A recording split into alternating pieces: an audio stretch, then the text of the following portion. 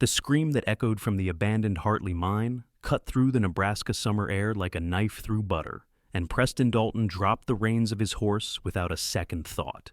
He had been riding past the old mining site on his way back to Wood River when that desperate cry reached his ears, a woman's voice calling for help from somewhere deep within the earth. Preston was 25 years old, a ranch hand who had spent the last 7 years working cattle drives and breaking horses, and he had learned long ago that hesitation could mean the difference between life and death out here in the West. The Hartley Mine had been closed for 3 years, ever since the silver vein ran dry, and the company moved operations further west into Colorado territory. Nobody had any business being down there now, which meant whoever was trapped had gotten themselves into serious trouble. Preston grabbed the oil lantern from his saddlebag and struck a match against his belt buckle, his hands steady despite the urgency pounding through his veins. The entrance to the mine yawned before him like an open mouth, timber supports gray and weathered from years of neglect. He could hear the voice more clearly now, hoarse from screaming, but still strong enough to carry through the tunnels. "Help! Please, someone help me!" "I am coming!" Preston shouted into the darkness, his voice bouncing off the stone walls. "Keep talking so I can find you." He ducked under the entrance beam and moved into the mine, the temperature dropping immediately as the sunlight faded behind him. The lantern cast wild shadows across the rough-hewn walls, and Preston had to watch his footing carefully as he navigated the sloping floor. Water dripped somewhere in the distance, a steady rhythm that matched the beating of his heart. The main shaft branched off in 3 directions about 50 feet in, and Preston stopped to listen. "I am here! I fell down a shaft, and I cannot climb out." The voice came from the left tunnel, and Preston could hear the edge of panic creeping into it now. "Keep talking! What is your name?" Preston called back, moving as quickly as he dared through the narrow passage. The ceiling was low here, forcing him to hunch his shoulders, and he could see where sections of rock had already crumbled away from the walls. This whole place was a death trap waiting to happen. Olivia Klein, please hurry. There is water down here, and it is rising." Preston felt his stomach clench at those words. The Hartley Mine was notorious for flooding during the summer months when the underground springs swelled with snowmelt from the distant mountains. That was part of why they had abandoned it in the first place. He picked up his pace, ignoring the scrape of rock against his shoulders as the tunnel narrowed further. "Olivia, I am Preston Dalton. I am maybe 100 yards from the main entrance. How far did you fall?" "I do not know. Maybe 20 feet. I was exploring and the floor just gave way beneath me." Her voice was closer now, and Preston could hear the splash of water as she moved. "The water is up to my waist already." Preston rounded a corner and found himself staring at a gaping hole in the floor of the tunnel, the edges jagged and fresh. He dropped to his knees and held the lantern over the opening, his breath catching when he saw the young woman below. She was standing in dark water that swirled around her middle, her dress plastered to her body and her dark hair hanging in wet ropes around her face. But what struck him most were her eyes, green as spring grass and filled with equal parts fear and determination. "Thank God!" Olivia gasped, looking up at him. "I thought nobody would come." "What in blazes were you doing down here?" Preston asked, already assessing the situation. The vertical shaft she had fallen into was about 6 feet wide, the walls slick with moisture and algae. There was no way she could climb out on her own. "I am a naturalist," Olivia said, her teeth starting to chatter. "I have been studying the geological formations in this area for a research paper. I knew I should not have come alone, but I did not think the mine would be this unstable." Preston pulled off his gun belt and his jacket, his mind racing through options.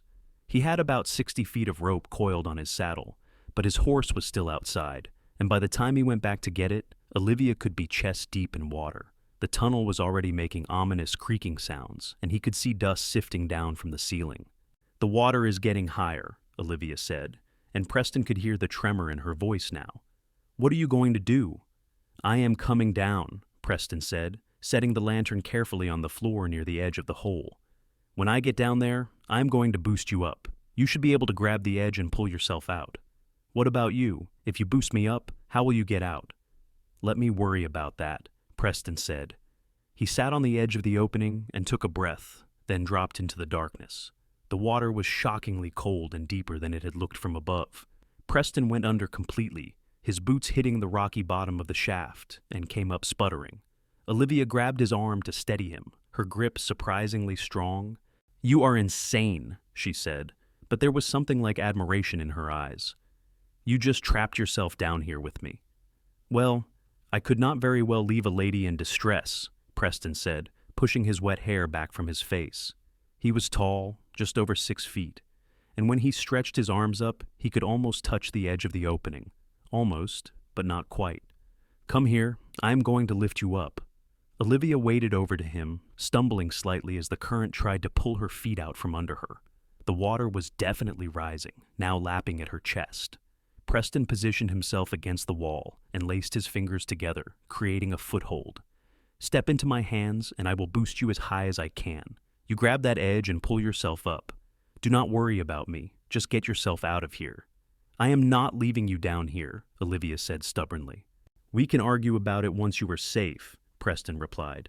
"Now come on, before we are both swimming." Olivia placed her muddy boot into his clasped hands, and Preston counted to 3 before heaving upward with all his strength. She was lighter than he expected, and the momentum carried her high enough that her hands slapped against the rim of the opening. For a terrifying moment, Preston thought she would slip back down, but then her fingers found purchase in a crack and she hauled herself up with a grunt of effort. Her legs kicked frantically as she dragged herself over the edge, and then she was lying flat on the tunnel floor, gasping for breath. "I did it!" she panted. "I am out!" "Good," Preston said, treading water now as it rose past his chest.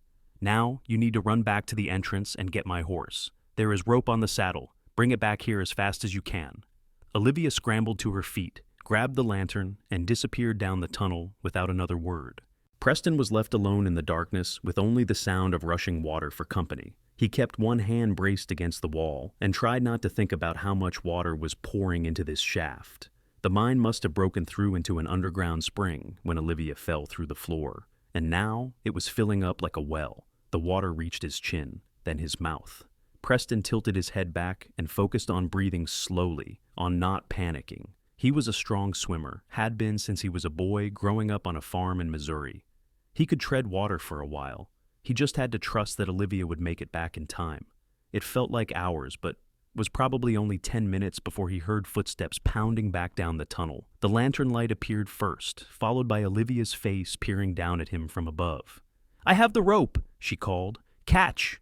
The coiled rope tumbled down toward him, and Preston grabbed it gratefully, his fingers numb from the cold water. He tied it around his chest under his arms, pulling the knot tight, then called up to Olivia. "Is there anything up there you can tie the other end to? A timber support or a rock outcropping?" "There is a beam about 10 feet back," Olivia said. "Hold on." She disappeared again, and Preston waited, his legs starting to cramp from the constant treading. When Olivia returned, she looked worried. "I tied it around the beam and tested it. It seems solid, but I do not know if I am strong enough to pull you up by myself." "You do not have to pull me all the way. Just keep tension on the rope, and I will climb it," Preston said. "On 3, start pulling. 1, 2, 3. Preston grabbed the rope with both hands and started hauling himself upward, using his feet to brace against the slick walls of the shaft. It was brutal work, and his arms burned with the effort, but inch by inch he made progress. Olivia had wrapped her end of the rope around her waist and was leaning back with all her weight, serving as a human anchor. Her face was red with exertion, and Preston could see the rope biting into her hands even through the leather gloves she must have found in his saddlebag. His fingers finally closed around the lip of the opening, and Preston pulled himself over the edge, collapsing on the tunnel floor next to Olivia. They both lay there for a moment, chests heaving, before Preston forced himself to sit up. "We need to get out of here now," he said. "This whole section could collapse." Olivia nodded and got to her feet, swaying slightly. Preston grabbed the lantern and took her elbow, steadying her as they made their way back through the twisting passages. Behind them, Preston could hear the groan and crack of stressed timbers, the rush of water flowing into spaces it was never meant to occupy. They moved as fast as they dared, and when they finally burst out into the sunlight, Preston felt like shouting with relief. His horse, a patient bay gelding named Rusty, stood exactly where Preston had left him, reins trailing in the dust. Preston helped Olivia mount first, then swung up behind her, not bothering with the stirrups. As soon as he was seated, he kicked Rusty into a canter, putting distance between them and the mine entrance. They were about 200 yards away when they heard it, a deep rumbling boom that seemed to come from the earth itself. Preston twisted in the saddle to look back and saw a cloud of dust billowing from the mine entrance as the tunnel system collapsed in on itself. If they had been even 5 minutes slower, they would have been buried alive down there. "Oh my lord," Olivia whispered, staring at the destruction. "We almost died." "But we did not," Preston said firmly. "That is what matters." He turned Rusty toward town, keeping the horse at an easy jog to avoid jarring Olivia too much. She was shaking now, probably from a combination of cold and shock, and Preston wished he had his jacket to offer her. But it was somewhere at the bottom of that flooded shaft now, along with his gun belt and hat. "Where are you staying?" Preston asked, as the buildings of Wood River came into view ahead of them. The town was small, maybe 500 people if you counted the outlying ranches, but it had grown substantially since the railroad had come through 2 years ago. Main Street boasted a proper hotel now, along with a bank, a general store, a doctor's office, and 3 competing saloons. "The boarding house on Oak Street," Olivia said. Her voice sounded steadier now. "I have been renting a room there for the past 2 weeks while I conduct my research." Preston knew the place, a tidy white building run by Mrs. Fletcher, a widow who had a reputation for being both respectable and discreet. He guided Rusty down Main Street, acutely aware of the stares they were attracting. Both of them were soaking wet and covered in mud, and Olivia was riding in front of him in a way that might have been scandalous under other circumstances. "Preston Dalton, what on earth happened to you?" called out Thomas Grant, the owner of the general store, but Preston just waved and kept riding. He could explain everything later, after he had made sure Olivia was safe and dry. Mrs. Fletcher came rushing out onto the porch of the boarding house as soon as she saw them approaching, her hands flying to her mouth in shock. "Miss Klein, are you hurt? What happened?" Preston dismounted and helped Olivia down, keeping a steadying hand on her elbow. "She had an accident at the old Hartley Mine. She is not injured, but she needs to get warm and dry. Can you help her?" Of course, come inside, dear," Mrs. Fletcher said, wrapping an arm around Olivia's shoulders. But Olivia resisted, turning back to look at Preston. "Thank you," she said, and the sincerity in those green eyes hit Preston like a physical blow. "You saved my life. You risked your own life for a complete stranger. I will never forget that." "Anyone would have done the same," Preston said, suddenly feeling awkward under the intensity of her gaze. "No," Olivia said quietly. "They would not have. Most people would have gone for help first, or hesitated. You did not think twice." She reached out and squeezed his hand, her fingers ice cold against his. "Thank you, Preston Dalton." Then Mrs. Fletcher was ushering her inside, and Preston was left standing in the street, his hand still tingling from her touch. He mounted Rusty again and headed for the ranch where he worked, his mind full of green eyes and dark hair, and a voice calling for help from the depths of the earth. The Rocking M Ranch sprawled across 2,000 acres of prime grazing land, about 5 miles outside of Wood River, owned by Marcus Miller, a cattle baron who had made his fortune driving herds up the Goodnight-loving trail in the years after the war between the states. Preston had been working for Miller for 3 years now, starting as a regular ranch hand and working his way up to foreman. It was hard work, but honest. And Preston had a small house of his own on the property, a luxury most cowboys could only dream of. He spent the rest of that day and evening answering questions about what had happened at the mine. Marcus Miller wanted a full report, worried about liability issues if word got out that someone had been injured on property that bordered his land.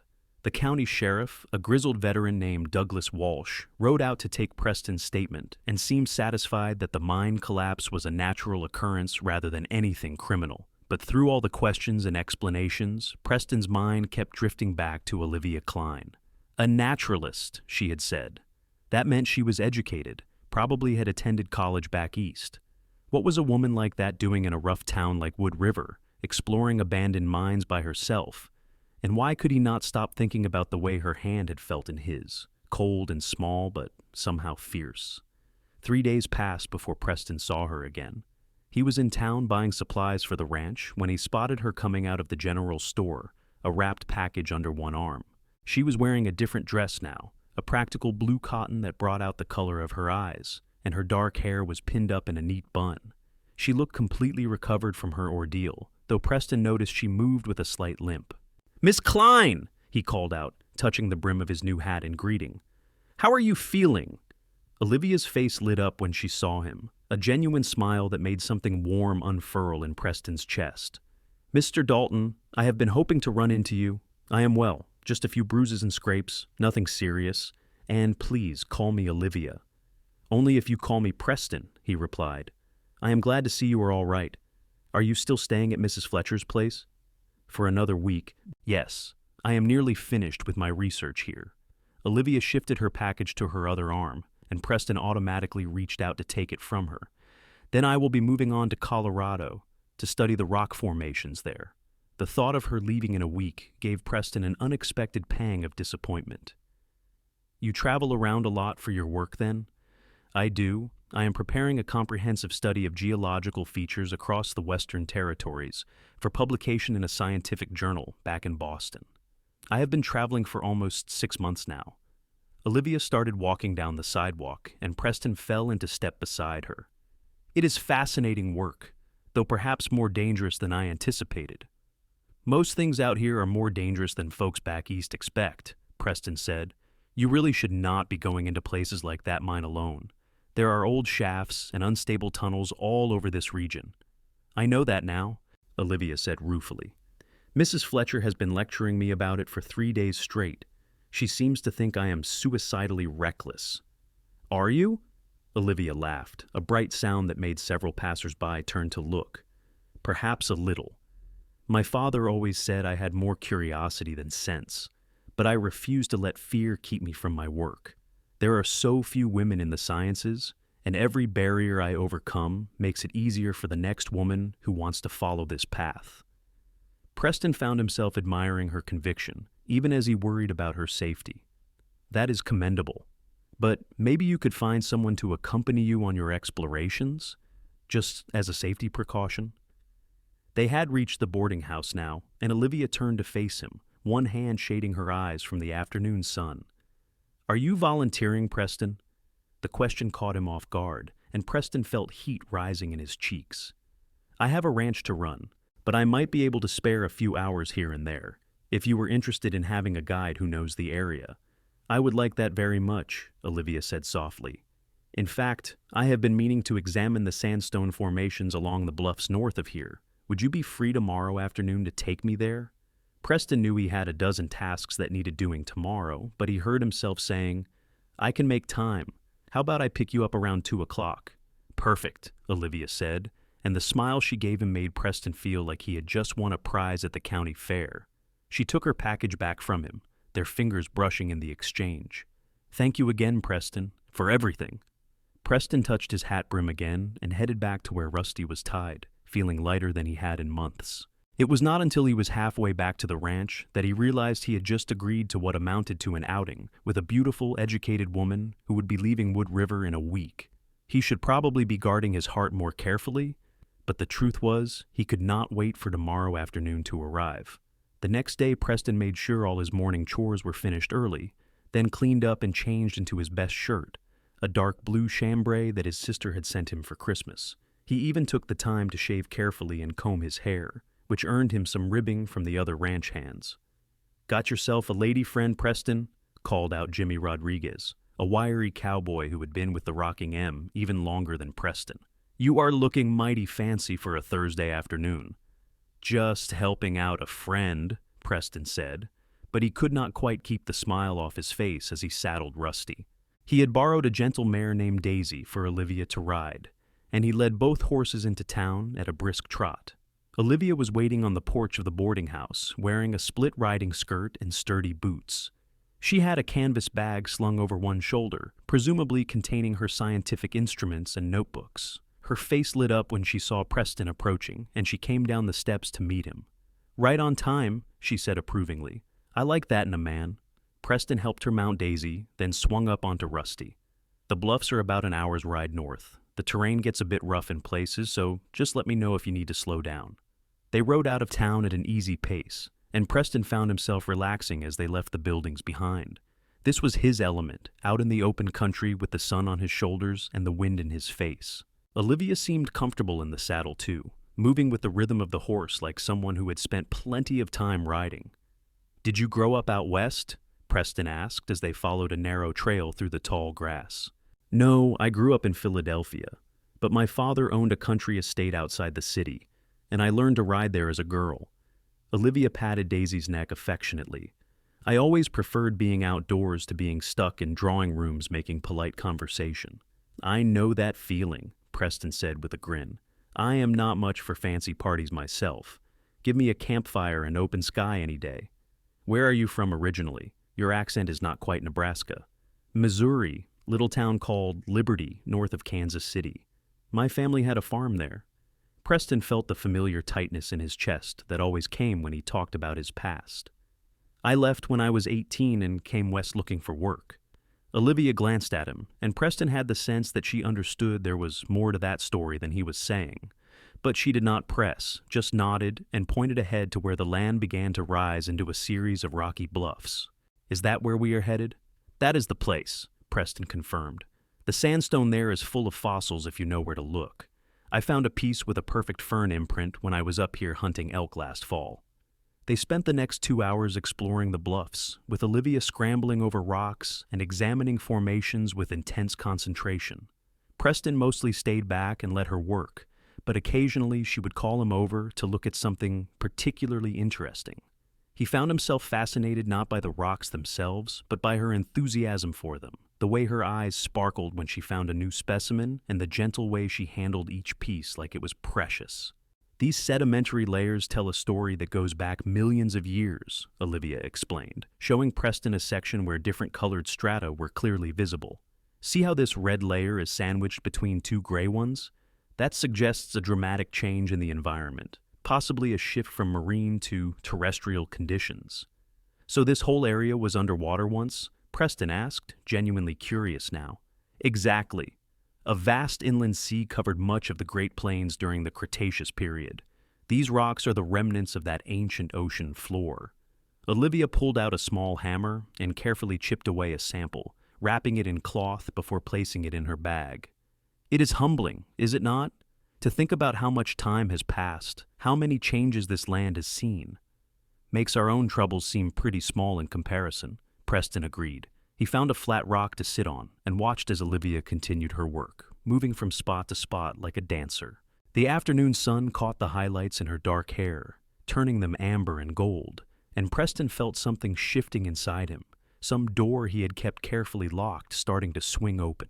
Eventually, Olivia declared herself satisfied with her samples and joined Preston on the flat rock, pulling a canteen from her bag and taking a long drink. She offered it to Preston, who accepted gratefully. They sat in companionable silence for a few minutes, looking out over the rolling prairie stretching endlessly toward the horizon. Can I ask you something? Olivia said finally, her voice soft. Why did you really come into that mine after me? You did not know me. You could have gone for help instead. Why did you risk your life? Preston considered the question carefully. I suppose because I know what it is like to call out for help and have nobody answer. A long time ago, I needed someone to come for me, and they did not. I decided then that if I ever heard someone calling for help, I would not hesitate. I would not be the person who walked away. Olivia turned to look at him, and Preston saw understanding and something else in her green eyes, something that made his heart beat faster. What happened to you, Preston? It is not a happy story. I would still like to hear it, if you want to tell me. Preston took a breath and found himself telling her things he had not spoken about in years. About the farm in Missouri and how his father had been a hard man, quick with his fists and harsh with his judgments. About how Preston's older brother had died in a farming accident when Preston was 15, crushed beneath a falling wagon, and how their father had blamed Preston for not being there to prevent it. About how the beatings had gotten worse after that, until Preston could not take it anymore and had run away in the middle of the night, leaving behind his mother and younger sister. I have sent money home when I can, Preston said quietly, and letters to my sister, but I have never gone back. I cannot face my father, and I carry the guilt of leaving them there, of choosing my own safety over their well-being. Olivia reached out and took his hand, lacing her fingers through his. You were a child. You did what you needed to do to survive. That is not something to feel guilty about. My sister Mary, she was only 13 when I left. I should have taken her with me. How would you have provided for a 13-year-old girl while traveling rough country and working ranch jobs? Olivia asked gently. You did the best you could with the options you had, and you have been sending money to help them. That is more than many men would do. Preston squeezed her hand, grateful for her kindness, even if he was not sure he deserved it. You are easy to talk to. I do not usually tell people about my past. I am glad you told me, Olivia said. She was still holding his hand, making no move to pull away. I have a secret too. Want to hear it? Only if you want to tell me. Olivia smiled, but there was sadness in it. I am supposed to be married right now. I was engaged to a man named Charles Whitmore, a banker's son from a good Philadelphia family. Our wedding was planned for last October, but 3 weeks before the ceremony, I told him I could not marry him. Why not? Preston asked, though part of him was rejoicing that she had called it off. Because he expected me to give up my work. He wanted a wife who would host dinner parties and raise children and be a credit to his social standing. When I told him about my plans to travel west for my research, he laughed. He actually laughed at me. Olivia's grip on Preston's hand tightened. He said no wife of his would be gallivanting around the wilderness like a common prospector. He said I needed to put aside childish pursuits and focus on being a proper lady. He sounds like a fool, Preston said flatly. Olivia laughed, the sadness leaving her eyes. He was, but breaking the engagement caused a tremendous scandal. My family was mortified. My mother still is not speaking to me. That is part of why I am out here. I needed to prove to myself, if nobody else, that I made the right choice, that my work matters. It does matter, Preston said, and anyone who cannot see how remarkable you are does not deserve you. The words hung in the air between them, heavier than Preston had intended. Olivia was looking at him with an expression he could not quite read, her green eyes searching his face. Then slowly, giving him plenty of time to pull away, she leaned in and kissed him. It was soft and sweet and over far too quickly, but it sent electricity racing through Preston's entire body. When Olivia pulled back, her cheeks were flushed and she was smiling. I have been wanting to do that since you pulled me out of that mine, she admitted. I hope that was all right. More than all right, Preston managed, his voice coming out rougher than usual. He cupped her face in his hand, marveling at how perfectly she fit against him. But Olivia, you are leaving in a few days. Where does that leave us? I do not know, Olivia said honestly. But I know that I feel something when I am with you, something I never felt with Charles or any other man. You see me, Preston. The real me, not the woman someone expects me to be. That is rare and precious, and I do not want to walk away from it without exploring what it could become. I feel the same way, Preston admitted. But I have responsibilities here. The ranch depends on me. I cannot just leave. I am not asking you to, but I also cannot give up my work. I have fought too hard for this opportunity. Olivia stood up, brushing dust from her riding skirt. So, maybe we just take this one day at a time. I have 5 more days in Wood River. Let us make the most of them and see where that leads us. Preston stood and pulled her into his arms, holding her close. 5 days is not nearly enough. Then we will just have to make them count, Olivia whispered against his chest. They rode back to town as the sun was setting, painting the sky in shades of orange and pink. Preston felt like he was living in a dream, one he did not want to wake from. But reality had a way of intruding, and when they reached the boarding house, they found Mrs. Fletcher waiting on the porch with a worried expression. Miss Klein, you have a visitor, a gentleman from back east. He is waiting in the parlor, and he says it is urgent that he speak with you. Olivia's face went pale. Did he give his name? Mr. Charles Whitmore, Mrs. Fletcher said, and Preston felt his stomach drop. He says he is your fiancé. Olivia dismounted quickly, her movements jerky with tension. He is not my fiancé. I broke off our engagement months ago. She turned to Preston, and he could see the worry in her eyes. I need to deal with this, but Preston, thank you for today. It was perfect. Do you want me to stay, in case you need help? Preston asked, but Olivia shook her head. I can handle Charles. But I will see you tomorrow? Tomorrow, Preston promised. He waited until she had gone inside before riding away, but his mind was churning. What was Olivia's ex-fiancé doing in Wood River, and what did he want with her? Preston got his answer the next morning when he rode into town for supplies and found the whole place buzzing with gossip. Apparently, Charles Whitmore had taken a room at the hotel and was telling anyone who would listen that he had come to bring his wayward fiancée home, that Olivia was unwell and not in her right mind when she broke their engagement. He was painting himself as the devoted suitor who had traveled all this way to rescue the woman he loved from her own poor judgment. Preston felt his temper rising as he listened to the chatter in the general store. He finished his shopping quickly and headed straight for the boarding house, where he found Olivia sitting on the porch swing, looking exhausted. "He will not leave," she said as soon as she saw Preston. "I told him last night that I have no intention of going back to Philadelphia with him, that our engagement is over. He said I was being hysterical, and that I would feel differently once I got some rest. Then this morning, he showed up again with flowers and started talking about how he has forgiven me for my little adventure, and we can still have a spring wedding if we act quickly." "What do you want me to do?" Preston asked, sitting down beside her on the swing. "I want you to help me finish my research so I can leave this town before Charles drives me insane," Olivia said. "I have 3 more sites I need to visit in the next few days. Will you come with me?" "Every single one," Preston promised. He hesitated, then asked the question that had been burning in his mind since last night. "Is there any part of you that wants to go back with him? To have that life of security and respectability?" Olivia turned to face him fully, taking both his hands in hers. "Not even the smallest part. Charles represents everything I do not want. A cage, no matter how gilded, is still a cage. And Preston, I meant what I said yesterday. What I feel for you is real." Preston leaned in and kissed her, not caring that they were on a public porch where anyone could see. When they broke apart, Olivia was smiling. "Well, that certainly clarifies things," she said breathlessly. They spent the next 3 days together almost constantly. Preston arranged for one of the other ranch hands to cover his duties, earning some knowing looks from Marcus Miller, but no objections. He and Olivia rode out each morning to explore different geological sites, and Preston learned more about rocks and fossils than he had ever thought possible. But more than that, he learned about Olivia, about her dreams and fears, and the fierce determination that drove her forward.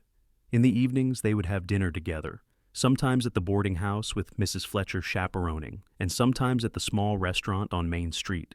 Charles Whitmore tried to interrupt them several times, but Preston made it clear through sheer physical presence that the man was not welcome.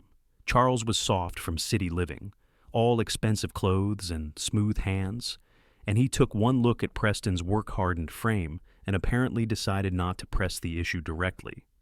But on the 4th evening, as Preston was walking Olivia back to the boarding house after dinner, Charles stepped out of the shadows near the livery stable.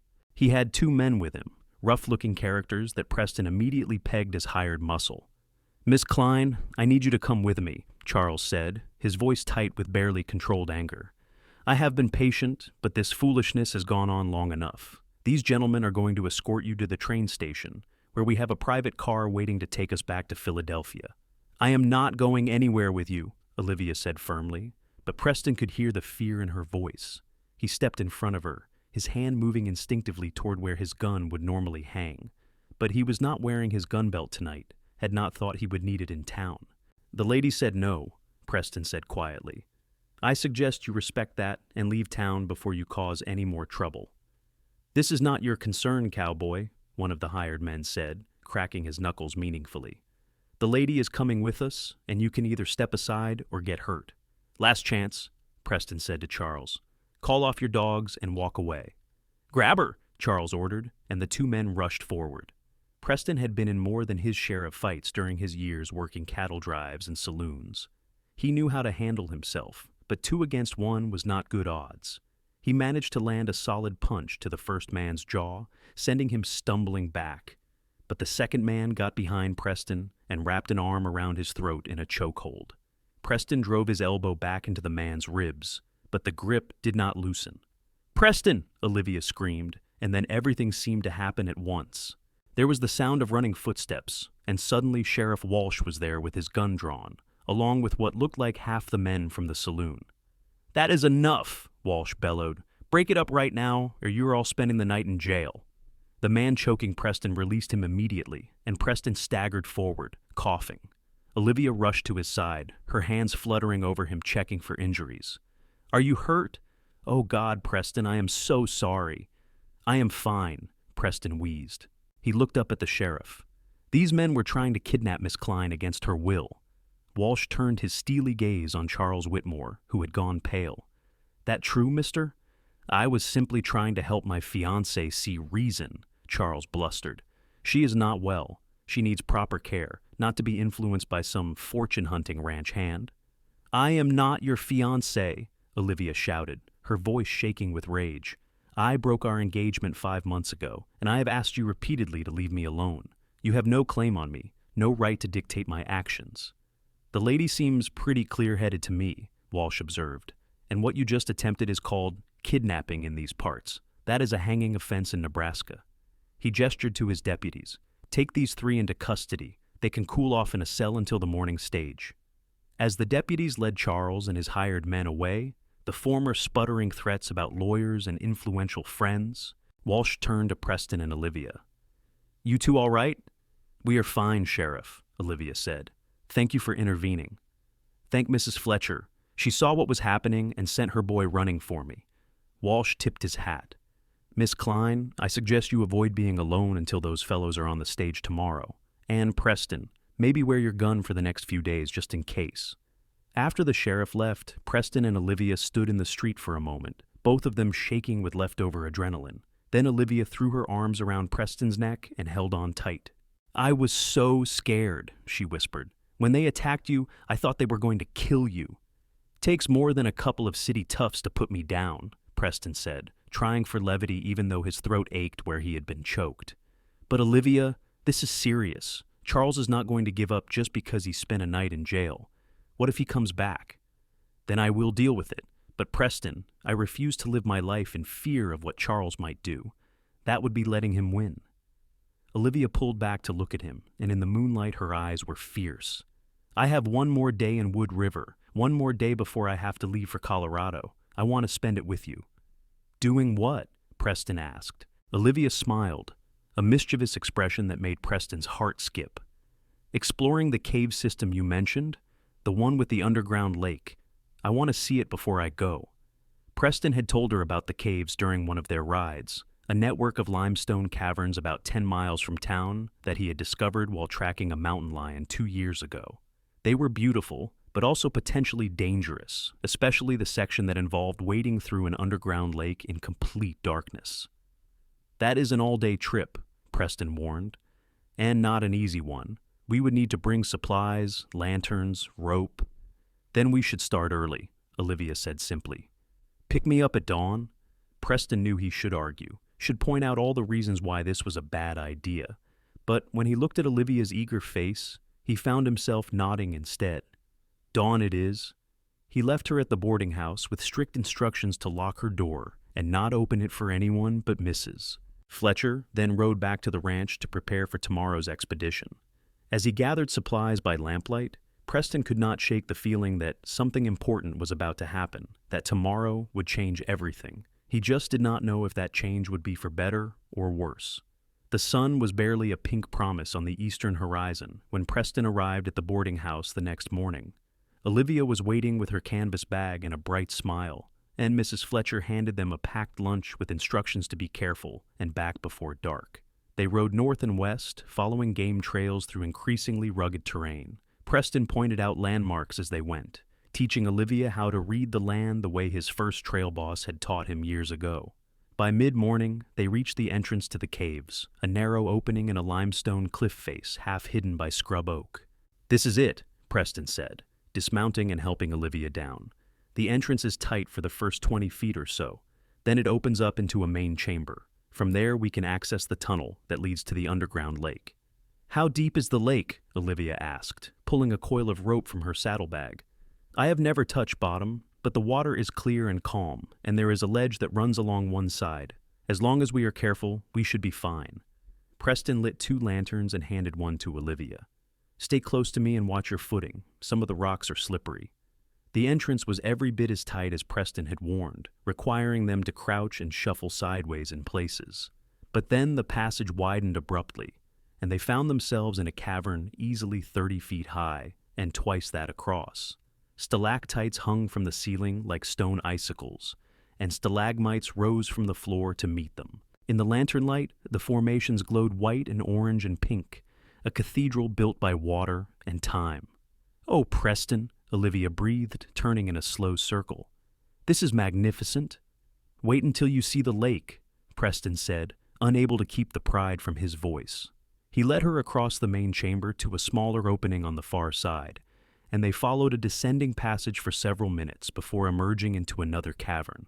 This one was dominated by a body of water, so clear and still it looked like black glass, reflecting the lantern light like a mirror. Olivia set down her bag and immediately began examining the rock formations, taking notes and samples with her usual focused intensity. Preston found a flat rock near the water's edge and sat down to wait, content to watch her work. The cave was cool and peaceful, the only sounds the drip of water and the scratch of Olivia's pencil on paper. After about an hour, Olivia joined him on the rock, setting down her lantern and pulling out the lunch Mrs. Fletcher had packed. They ate in comfortable silence, passing a canteen of water back and forth. "I wish I did not have to leave tomorrow," Olivia said finally, staring out at the dark water. "I know we have only known each other for 5 days, but it feels like so much longer, like I have known you forever." "I feel the same way," Preston admitted. His chest felt tight, his heart heavy with the knowledge that, come morning, she would be on a stage headed west, and he would be here, going back to his regular life as if nothing had changed, except everything had changed. "Olivia, I know your work is important, and I would never ask you to give it up, but is there any way we could make this work? Maybe I could come visit you in Colorado when you finish your research there?" Olivia turned to look at him, and Preston was shocked to see tears glittering in her eyes. "I have been thinking about that constantly, trying to figure out how we could be together without one of us sacrificing everything we have worked for." She took a shaky breath. "What if I asked you to come with me?" Preston stared at her. "What?" "Come with me," Olivia repeated, gaining confidence as she spoke. "I need someone to help me navigate this country safely, someone I trust." "And you are wasted as a ranch foreman, Preston. You are smart and capable, and you should be living your own life, not working to build someone else's fortune. Come with me. Be my partner in work and in life." "I cannot just leave," Preston protested, even as his heart leaped at the possibility. "Marcus Miller depends on me. The ranch needs me. The ranch needs a foreman. That could be anyone.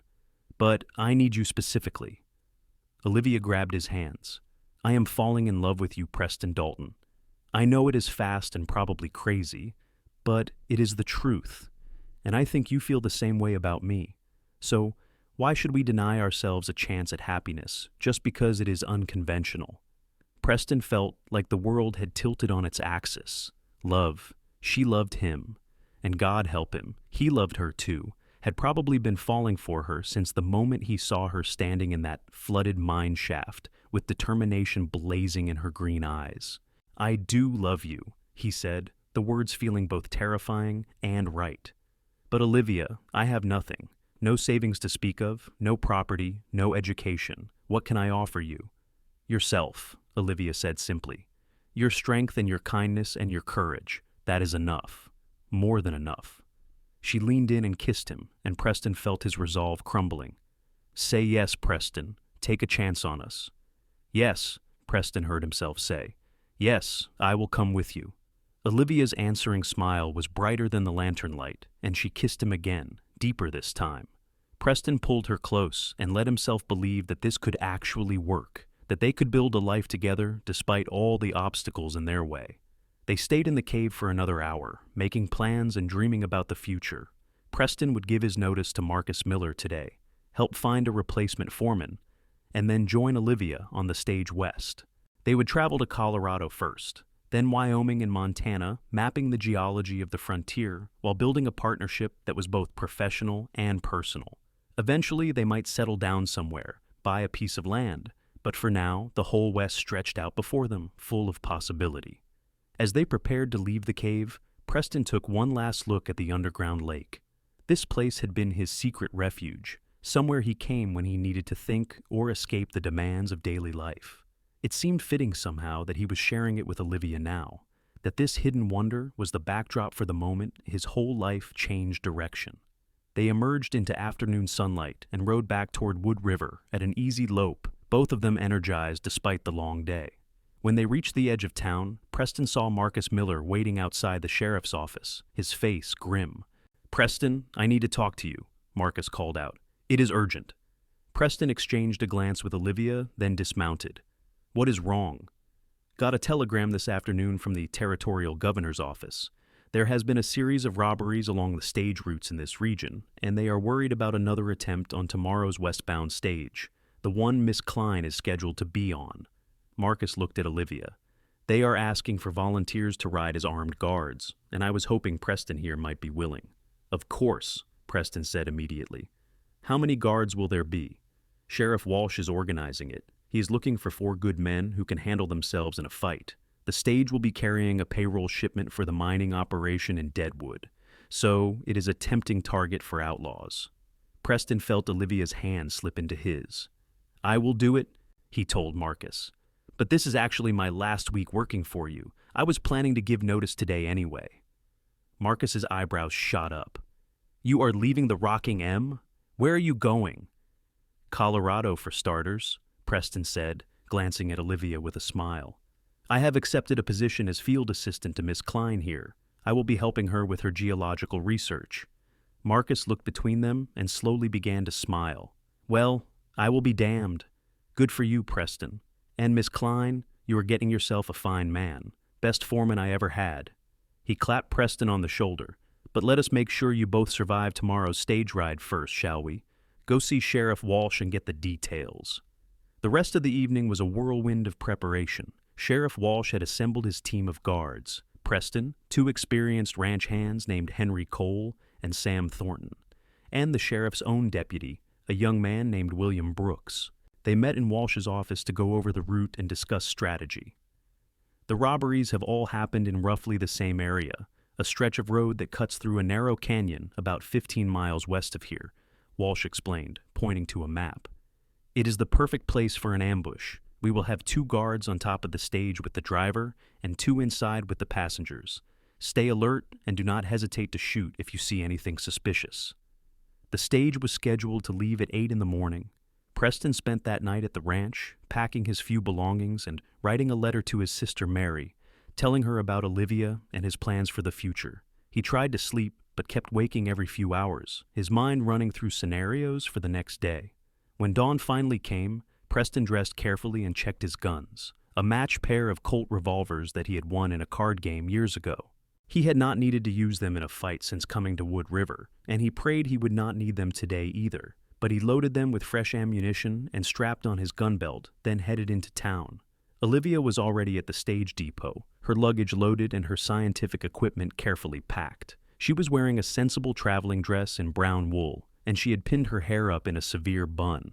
But when she saw Preston approaching, her face softened into a smile. "Ready for an adventure?" she asked, and Preston could not help but laugh at her cheerful tone. "You are the bravest woman I have ever met," he said, pulling her aside for a quick kiss before the other passengers arrived. "Or possibly the craziest." "Maybe both," Olivia admitted. "But, Preston, whatever happens today, I want you to know that these past few days with you have been the happiest of my life." "Do not talk like that," Preston said, suddenly superstitious. "We are both going to be fine. This time tomorrow, we will be in Colorado planning our next expedition." The other passengers began arriving: a mining engineer named Robert Foster, an elderly couple named the Harrisons, who were traveling to visit their daughter, and a young woman named Claire, who was joining her husband at a ranch near Denver. Preston helped them all board, then climbed up to take his position on top of the stage next to Henry Cole. Sam Thornton and Deputy Brooks rode inside with the passengers. The driver, a grizzled veteran named Jack Murphy, cracked his whip and the stage lurched into motion. Preston settled into position, with his rifle across his knees, his eyes scanning the landscape constantly. The morning passed uneventfully as they rolled across the open prairie, and Preston began to hope that maybe the outlaws had moved on to easier targets. But when they entered the canyon Walsh had warned them about, Preston felt every muscle in his body go tense. The road here was barely wide enough for the stage, with steep rocky walls rising on either side. Perfect cover for an ambush. "Stay sharp," Henry muttered beside him, and Preston nodded. They were about halfway through the canyon when Preston saw movement on the ridge above them. "There!" he shouted, bringing his rifle up. just as the first shot rang out. The next few minutes were chaos. Gunfire erupted from both sides of the canyon as outlaws revealed themselves from behind rocks and scrub brush. Jack Murphy whipped the horses into a gallop, the stage careening wildly down the narrow road. Preston fired at the muzzle flashes, heard Henry doing the same beside him. Inside the stage, the passengers were screaming, and Preston heard the distinctive boom of Sam Thornton's shotgun. A bullet whined past Preston's ear, close enough that he felt the air displace. He twisted and fired at an outlaw who had ridden out from cover, saw the man tumble from his saddle, but there were more of them, at least 8 or 9 that Preston could count, and they were closing in from behind. "We need to get out of this canyon," Preston yelled to Jack, but the driver was already pushing the horses as hard as he dared on the treacherous road. Then Preston saw an outlaw on the ridge with a rifle, taking careful aim not at the guards but at the stage itself. At the passenger compartment where Olivia was sitting, time seemed to slow down as Preston realized what the man intended, and he moved without thinking, throwing himself across the top of the stage to get a clear shot. Preston fired at the exact same moment the outlaw did. Preston's bullet caught the man in the chest and he fell backward, but his shot had already been fired. Preston heard the impact of the bullet hitting wood, heard a scream from inside the stage, and felt his heart stop. "Olivia!" he shouted, but there was no time to check on her because more outlaws were pressing in. Henry was reloading frantically beside him, and Preston could see that Jack had taken a bullet in his shoulder but was still managing to control the horses. Then they burst out of the canyon into open ground, and the outlaws pulled back, apparently not willing to pursue them into terrain where they could be seen from a distance. Jack gradually slowed the horses to a walk, and Preston scrambled down from the top of the stage before it had even fully stopped. He wrenched open the door with shaking hands and found chaos inside. Sam Thornton had a bloody gash across his forehead. "Mrs." Harrison was sobbing into her husband's chest, but Preston only had eyes for Olivia, who was pressed into the corner of the seat, her face pale. "Are you hit?" Preston demanded, his hands moving over her, checking for blood. "Olivia, talk to me." "I am fine," Olivia said shakily. "The bullet went through the wall right next to my head, but it missed me. I am fine, Preston."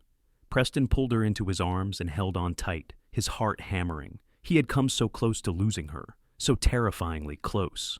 If that outlaw's aim had been just a few inches different, if Preston had not seen him when he did, Olivia would be dead.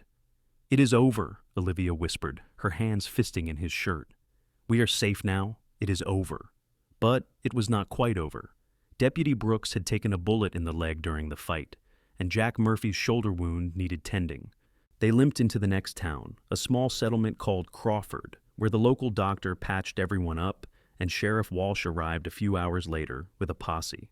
They had tracked down 3 of the outlaws, including the leader, and recovered the stolen payroll money from previous robberies. Preston and Olivia spent that night in a hotel in Crawford, in separate rooms because propriety still demanded it, but Preston barely slept. He kept thinking about how close he had come to losing her, about how fragile life was out here in the West. When morning came, he knocked on Olivia's door before the sun was fully up. She answered in her dressing gown, her dark hair loose around her shoulders. "Preston, what is wrong?" "Marry me?" Preston blurted out. "I know we have only known each other for a week. I know it is fast and crazy and probably a dozen kinds of foolish. But I almost lost you yesterday, and I realize that I do not want to waste another moment. I love you, Olivia Klein. Will you marry me?" Olivia stared at him for a long moment, and Preston felt his heart sinking as he prepared for her to say no, to tell him he was being ridiculous. But then her face broke into the most beautiful smile he had ever seen. "Yes," she said simply. "Yes, I will marry you, Preston Dalton." Preston swept her into his arms and kissed her there in the doorway, not caring who might see. When they finally broke apart, both of them were laughing. "We should probably get dressed and find a preacher," Olivia said breathlessly, "before one of us comes to our senses." They were married that afternoon in a small church in Crawford, with Sheriff Walsh and his wife serving as witnesses, and half the town turning out to watch despite not knowing either of them. Olivia wore her best dress, a green silk that matched her eyes, and Preston bought a new shirt from the general store because his old one had bullet holes in it.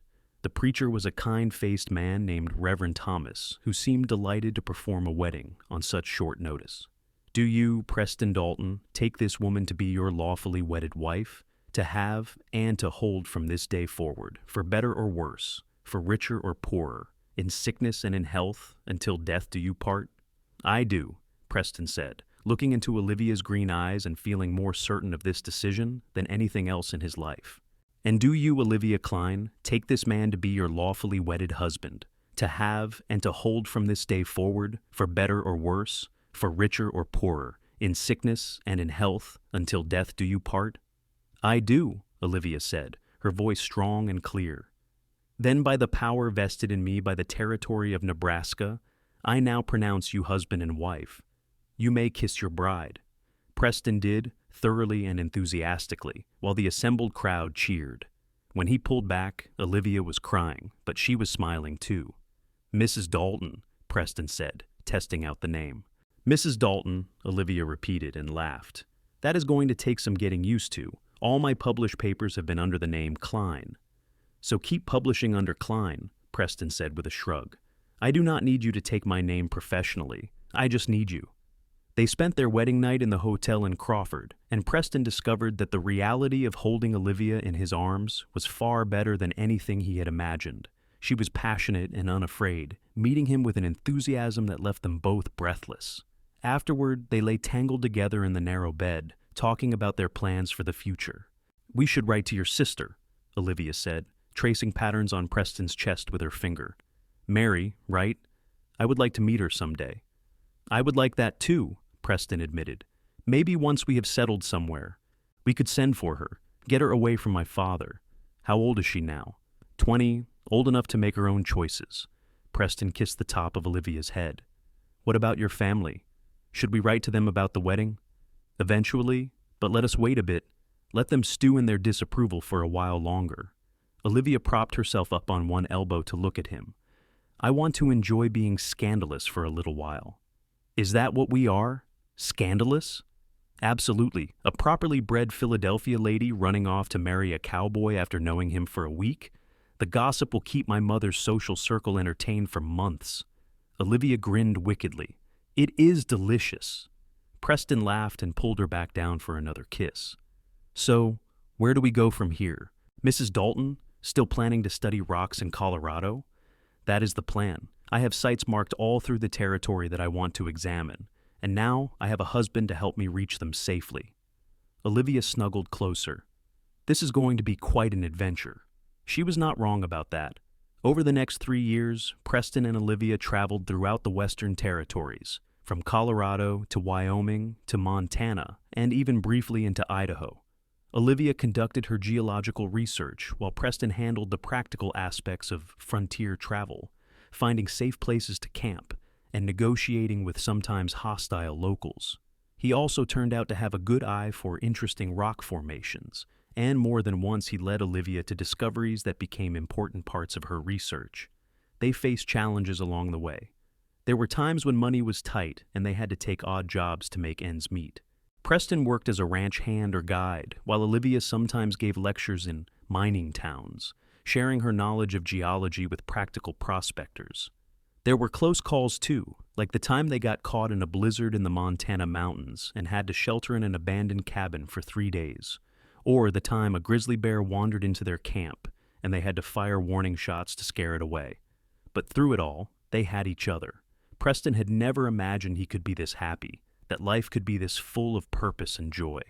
He wrote regular letters to his sister Mary, and in the summer of 1877, she finally accepted his invitation to come visit them in Denver, where they had rented a small house for a few months, while Olivia compiled her research notes. Mary Dalton was 22 now, a slender young woman with Preston's dark hair and their mother's blue eyes. She stepped off the train looking nervous and hopeful in equal measure, carrying a single battered carpet bag. Preston swept her into a bear hug, amazed at how much she had grown since he last saw her 7 years ago.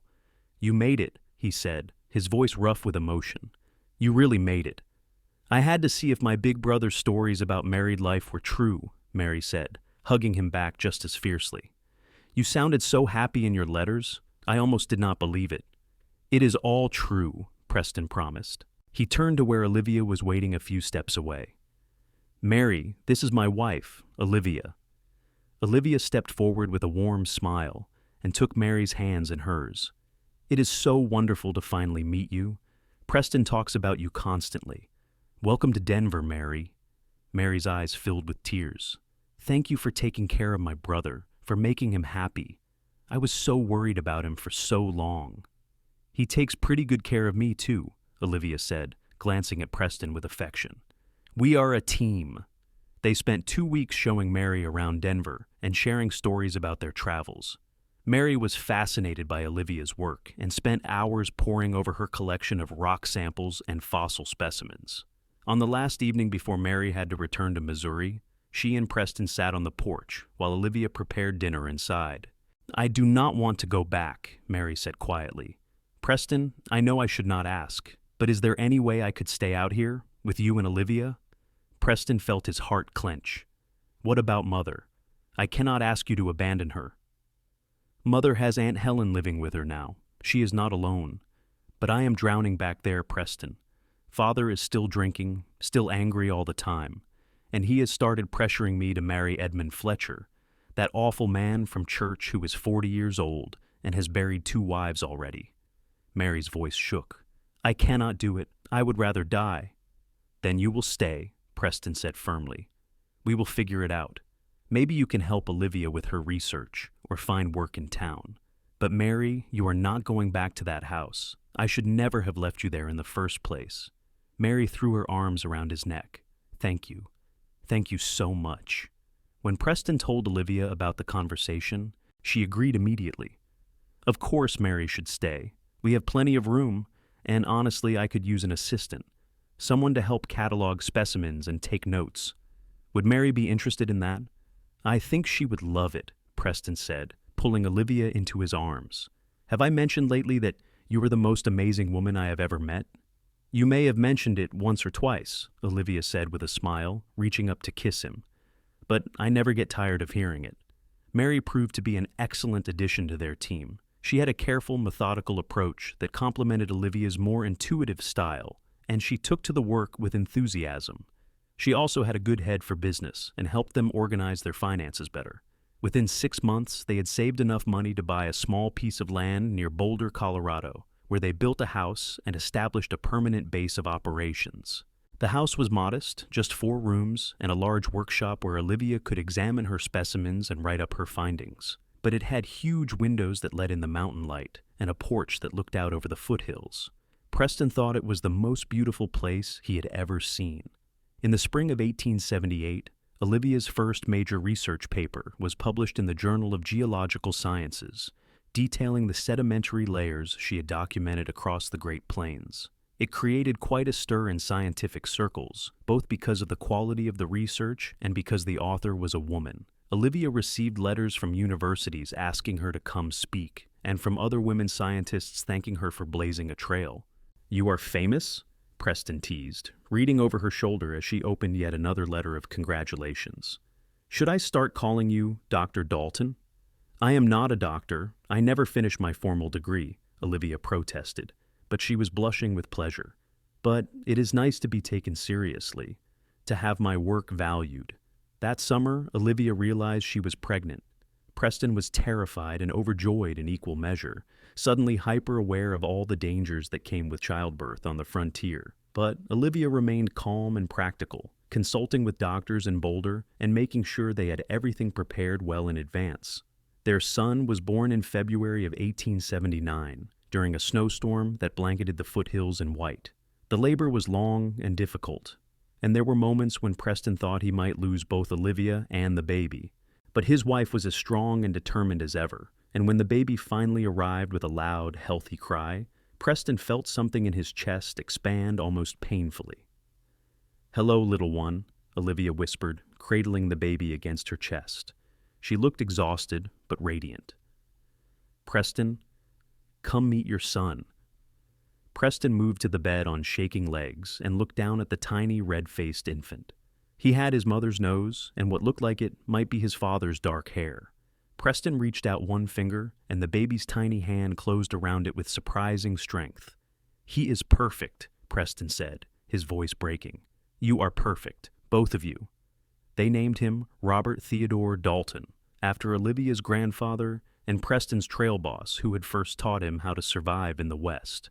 Everyone called him Robbie, and he was the light of their lives. Mary doted on her nephew, and Olivia proved to be a natural mother, despite her initial worries that she would be terrible at it. Robbie was 2 years old when Olivia told Preston she was pregnant again. This time, the pregnancy was easier, and their daughter arrived in the autumn of 1881, a healthy girl with green eyes and her father's determined chin. They named her Caroline, and she screamed lustily from the moment she was born, as if announcing her displeasure at being forced into the world. "This one is going to be a handful," the midwife predicted, and she was right. Caroline was into everything from the moment she could crawl, curious and fearless in equal measure. She reminded Preston of Olivia, which made him love her even more fiercely. As the children grew, Preston and Olivia adjusted their work schedule to accommodate family life. They took shorter trips now, closer to home, and often brought the children along when they were old enough. Robbie showed an early interest in his mother's work, collecting rocks and asking endless questions about how the earth was formed. Caroline preferred helping Preston with the practical tasks like setting up camp and caring for the horses. Mary eventually met and married a young professor of mineralogy at the University of Colorado, a kind man named David Wright, who shared her interests and treated her with the respect she deserved. They built a house just a few miles from Preston and Olivia, and their children grew up together like siblings. In 1885, Olivia published her comprehensive study of Western geology, a massive tome that became a standard reference work in the field. It was dedicated to Preston Dalton, who went into the mine without hesitation and changed my life forever. When Preston read that dedication, he had to leave the room because he was crying too hard to see.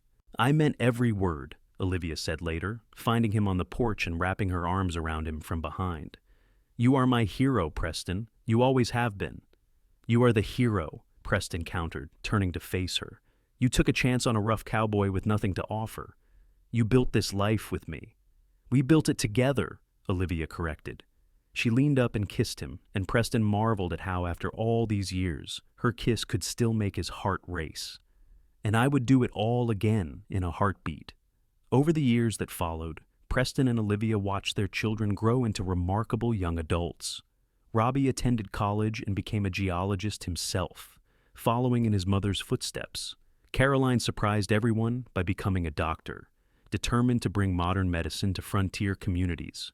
Both children married well and gave Preston and Olivia a house full of grandchildren to spoil. In 1895, Preston and Olivia returned to Wood River, Nebraska for the first time since that fateful week in 1875. The town had grown considerably, with a proper railroad depot and even electric lights on Main Street. The Hartley Mine was still closed, the entrance long since collapsed and overgrown with vegetation. They stood looking at the site where they had met, Preston's arm around Olivia's shoulders, and he thought about the young man he had been 20 years ago. So lost and alone, drifting through life without real purpose. And then he had heard her voice calling from the darkness, and everything had changed. "Do you ever regret it?" Preston asked. "Giving up the security you could have had? Charles would have given you a comfortable life." "Charles would have given me a cage," Olivia said firmly. "You gave me wings. You gave me love and partnership and adventure. How could I ever regret that?" Preston pulled her close and kissed her gray-threaded hair, his heart full to bursting.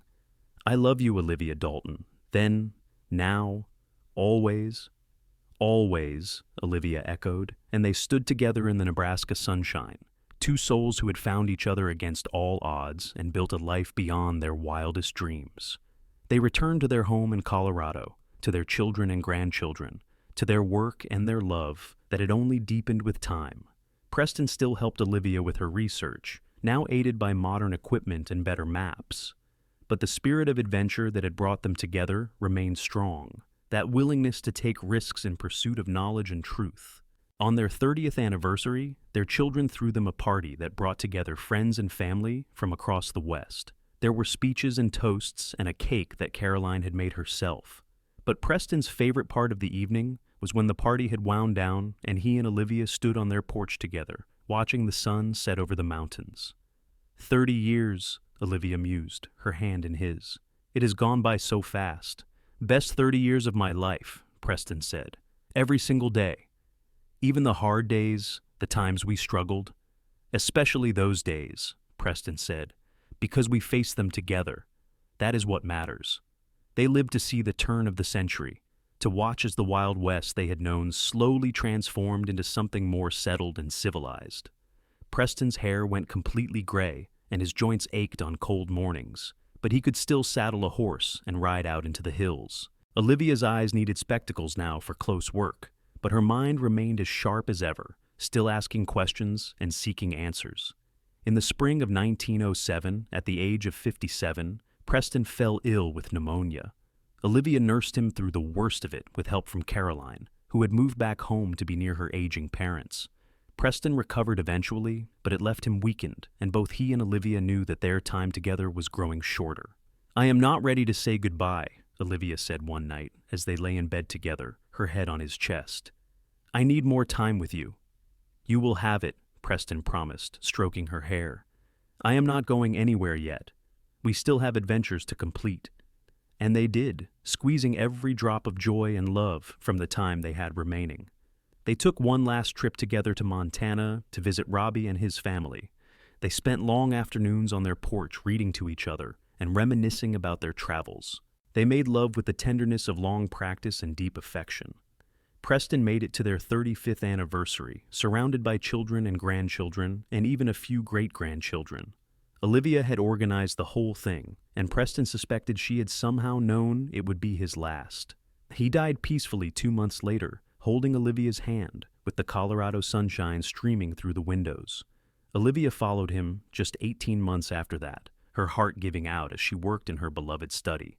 She was found slumped over her desk, a half-finished manuscript about mineral formations in her hand. The family buried her next to Preston on a hill overlooking their property, with a view of the mountains they both loved. On the joint headstone, Caroline had inscribed a simple epitaph that captured the essence of their love story. Preston Dalton, 1850-1910. Olivia Klein, Dalton, 1852-1911. He went into the mine without hesitation. She came out transformed.